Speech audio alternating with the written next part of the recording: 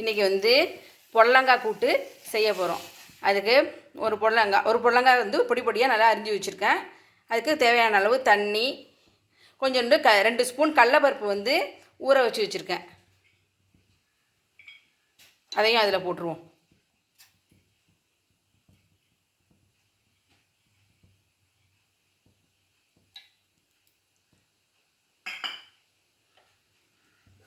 இப்போ கொதித்து வரட்டும், கொஞ்சம் மூடி வைப்போம்.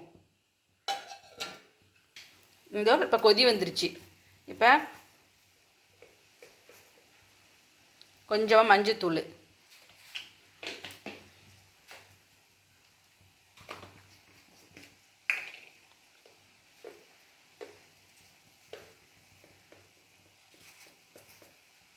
கொஞ்சமாக சாம்பார் தூள், ரொம்ப காரமாக இருக்கக்கூடாது, கூட்டு இல்லையா, கொஞ்சமாக 1/4 ஸ்பூன் சாம்பார் தூள், கூட்டுக்கு தேவையான உப்பு, கல்லுப்பு,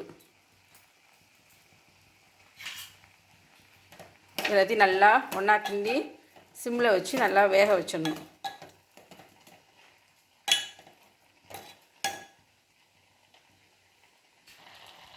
இப்போ புடலங்காய் வந்து நல்லா வெந்துருச்சு.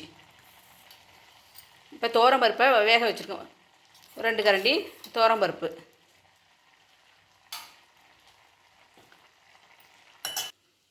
ஒரு மூடி தேங்காய் அரைச்சி வச்சுருக்கேன்.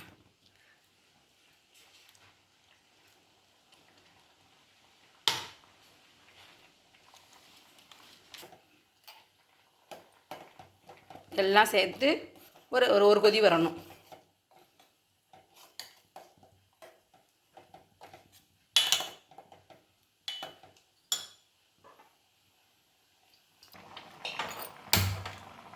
கூட்டு இப்போ நல்லா கொதிச்சிருச்சு. இப்போ ஆஃப் பண்ணிவிடுவோம். இப்போ அடுத்தது தாளித்து கொட்டிடுவோம். கொஞ்சமாக எண்ணெய் ஊற்றணும்.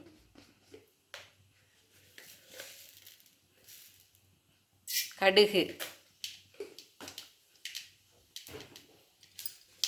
உளுத்தம்பருப்பு, கருவேப்பிலை, இது அப்படியே தாளித்து அப்படியே கூட்டில் எடுத்து போடணும்.